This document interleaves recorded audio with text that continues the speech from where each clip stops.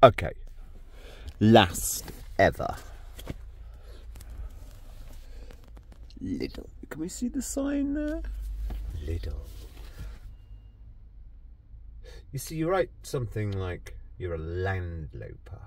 Just so happens that my whole life, as in my autobiographical stories, which are interwoven with what I know is really top kind of thoughtfulness, not guruing, not mentoring, not Jordan Petersoning, because that's a failed mode. Sorry, if you look at the fact that there is so much more increasing problems of people just losing touch, blah, blah, blah. You could go on forever. And every single person with a brain who's middle-aged-ish knows that there's such kind of sickness or stuckness or down the rabbit hole-ness with now your 20 to 30-year-old age group.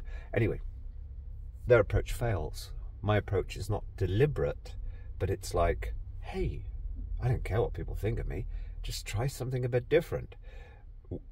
Weave, because I knew 10 years ago, 15 years ago, everything's connected. It's about joining the dots. And you read the book by Oliver James called Affluenza. It's pretty much everything is in there, except for one thing. Oliver James had a young wife and 2 young children, and his wife was younger than him. So he was very coy about sex, as I think he's about 40 or 45 when he wrote that book. So apart from that, you could see that he was stuck on sex, the sexual act, the mores of sex, jealousy and things like that. So apart from that, everything you need to know is in Affluenza. It's all come true. And the extraordinary thing is, at the time, I think it was 16, 17 years ago when the book came out, for a couple of years it was fully pushed out to the forefront of the media. Anyway, everything in Affluenza has come to pass negatively. Blah, blah, blah. Drugs, self-harm, mental illness, nerviness, neuroses, all of these things, everybody my age, without being fuddy-duddy old duffers, it's like, I can see this. And they tell me stories of, well, my niece is like this, my nephew's like that, etc., etc. Anyway, I should be personally really quite interested in reading this. Owen Shears. Why? Now, we all know, with very few exceptions, as soon as in the music world, now my generation, in my teens and 20s, we knew about the best music. I think we did have the best music. You could see a lot of the stuff from the late 70s, early 80s. Even, for example, at the time it came on, I think it got very high on top of the pops, Wang Chung Dancehall Days. Now, I was at the age where, oh my God, this fucking new romantic bullshit is so poisonous. So my setting was to be completely turn the fucker off. But you knew deep down it was the most superb music. And I listen to it now and watch the video as well. And I was somebody who, when MTV came along, now I don't want to watch the videos. I listen to the music. What's in that music? Where's the soul? The coração, as the Portuguese say, the heart, the saudade, the believing in what good things that maybe were there in the past, or maybe just here now, can still be grabbed hold of. And that can be a woman, a man, or whatever, or a same-sex relationship, anything.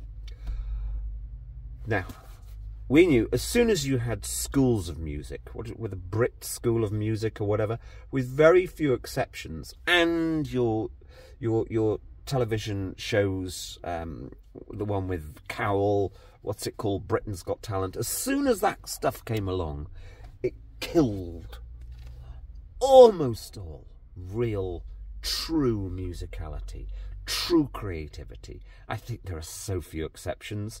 I was there with my daughter, had heard about, I think it was Rihanna. She came through, was it Rihanna? No, Mona.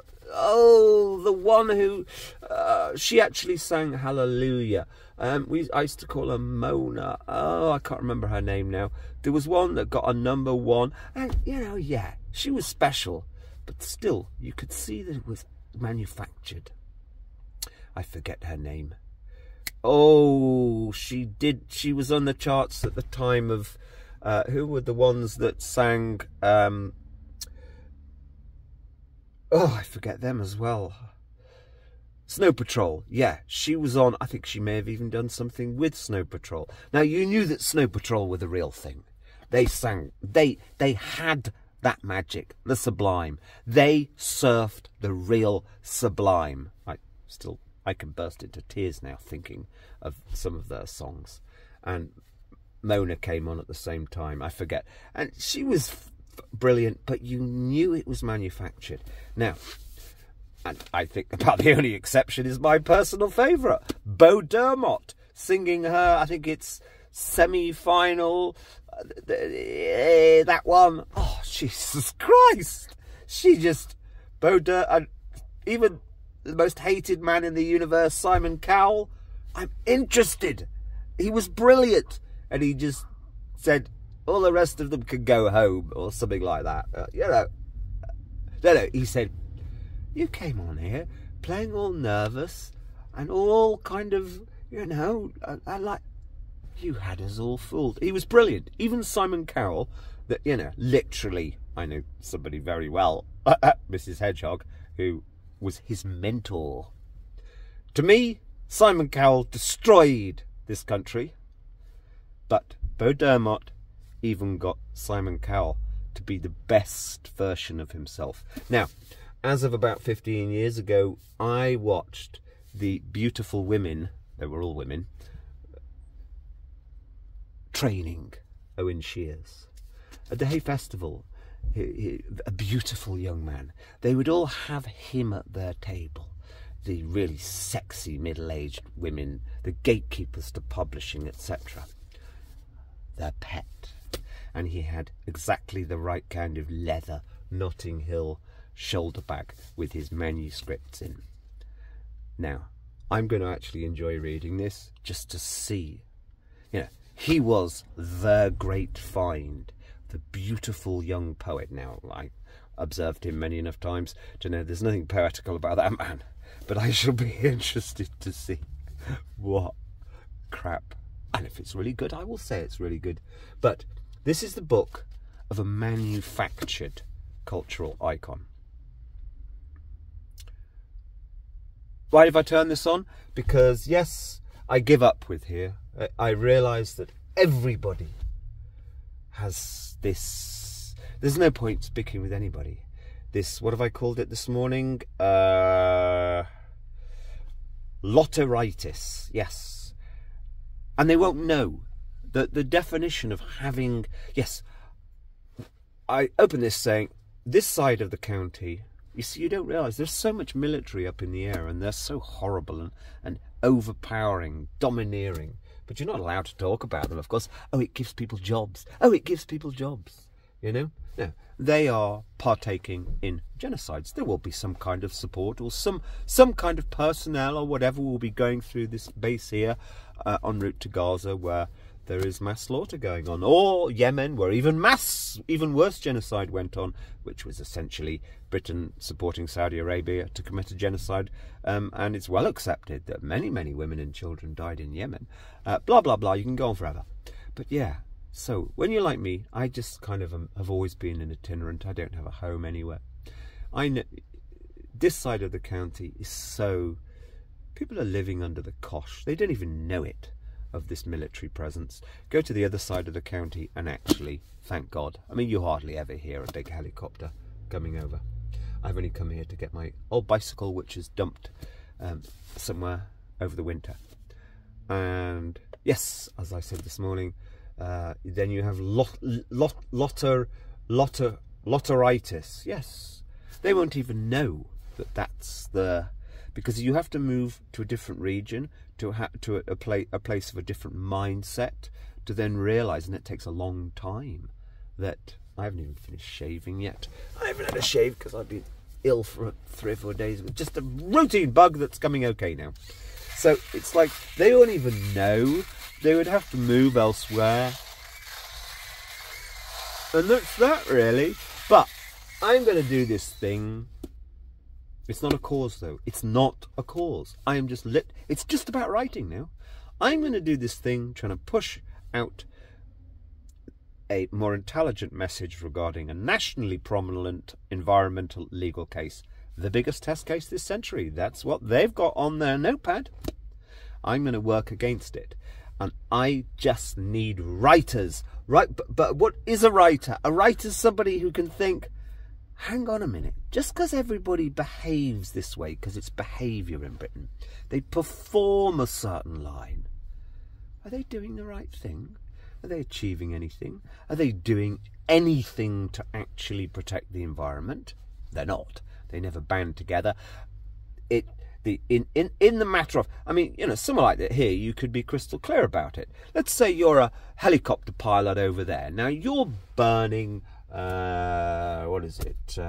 It'll be 500 kilos of, maybe even 1,000 kilos, a ton an hour of fuel.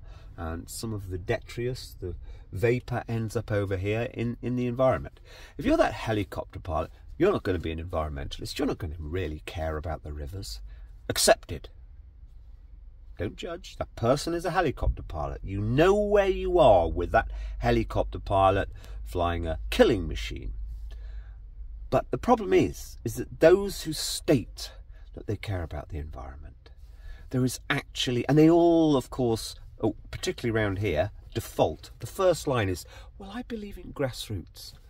Waste of fucking time. We've been doing that 40 years. You have to get involved to some extent in the land, money, political structure of the region. Nobody wants to be involved in politics. We all hate politics, all in on my side. But you have to have fellowship. Without fellowship, and fellowship means you figure between you, the reality is this little grassrootsy thing there, is that going to make any difference? You're an intelligent person. Instead of putting your time into that little grassrootsy thing, which is yet another one little part in some collage that never actually joins up, wouldn't it be better that the 10 people involved in that took part in, for a little while, formed a different group working against the council, which only supports the military, the development, the building, etc., etc.? No, that's boring hard work, and I myself avoided it for about 15 years. I'm far too good for that. No, but the problem is that nobody can think like this. There are some places where they can. Go up north, go to Yorkshire, places like that. Of course, you've got to take bloody part in that way. Believing in the fairies ain't going to help anything. Why have I turned this camera on even? Because I got to leave this area. And the only objective is, I don't know anybody worth doing it for, but more straight talking, down to earth. What's the reality? Culture and writing. Now, I happen to have been, it's quite simple as this. It's as simple as this. If I speak about all the issues connected with the environment, the real issues, which is just basically reducing by about 75% the total amount of molecules we use as individuals, at least. As an example, to the rest of the world, renewable energy ain't going to make any difference. Having those conversations, it's quite as simple as this. One person out of 30, I might have the sense, they've quite enjoyed that conversation. They're not intimidated by it. They're not going to walk away thinking, oh, that means I've got to really change my lifestyle too. Now, I'm not intending to influence anybody to change their lifestyle. My only interest has been, are there any people who actually will say, yeah, you're right. Okay, I'm not going to look for made-up personal slights against you, such as the standard one. Oh, you manifest a kind of slightly negative... No, you make a mistake. You're manifesting this false hope. That's much worse for anybody we've known this for about 1,000 years, that's worse for your psychology than if you're manifesting, what's the reality? Everything we've done so far has failed to create enough genuine fellowship and solidarity with a large enough proportion of the population, it would only take 5%, who would actually take part in the ordinary land, power, money, political, legal processes that have been around for 200 years. But they've got to do it properly, with proper fellowship, and mean it. No. So, my encounters with, riffing with people, have only been to the ends of, are there any people who will actually, if I have a coffee with them, they're not going to try and chip away at you? And actually, my friend said a funny line. They'll actually, I don't believe in these words, but they'll be gaslighting you. And they are allowed to use that word about other people, but they're not allowed to use it to be used about them, of course. Now, blah, blah, blah. Yeah, it's like 1 in 30. Yeah, okay. There's somebody who I could have that coffee with. And they might say, who do I know? I do know somebody who's got a commercial printing department. Maybe we could get cheaply a load of leaflets or small booklets. If somebody comes up with some proper poems, and the first line of every poem should be, Kate Tempest is a confected, self-pitying fake, okay, who has piggybacked confected pity she has for these oppressed peoples when she hasn't got a bit of creativity in her. She's been created, she is a creation of false culture. People, the versions of Kate Tempest who existed 40 years ago were real. They were actually real. No. So, yeah, if somebody came up with some really powerful poetry, my cousin's could get them printed, and we could not sell them, give them out, or something like that.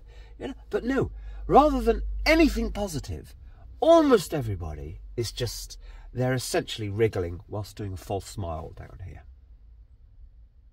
But the annoying thing is, there are a few who want to do something real, but the doing something is not bothering to do anything about the environmental destruction here and now. There is no point, because there aren't enough people. The starting point is just saying, right, what's the real culture that could possibly inspire properly? Now, it basically has to be seditious. What is the seditious culture? Monty Python was seditious. What is a new version of Monty Python which points the spotlight at everybody? Everybody! To make us really wake up and start to do things that may actually protect or rescue our environment. The end.